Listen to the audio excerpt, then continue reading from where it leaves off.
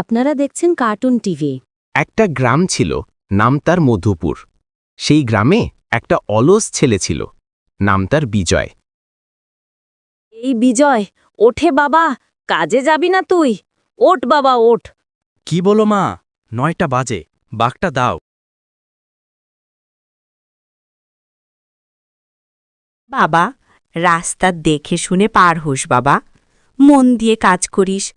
ঠিক আছে মা, তুমি চিন্তা করো না, তুমি খাবার ঠিকমতো খাইও, আমি চললাম। তারপর বিজয় ধীরে ধীরে শহরের দিকে রওনা দিল। বিজয় ফুরফুরি নগরের দিকে রওনা দিল। বিজয় ধীরে ধীরে গ্রাম পার হয়ে বাজারে এলো। একটা লোকের সাথে দেখা হলো।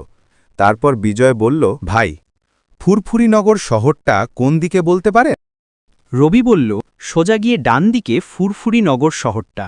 তারপর বিজয় ফুরফুরি নগরের দিকে ধীরে ধীরে রওনা দিল।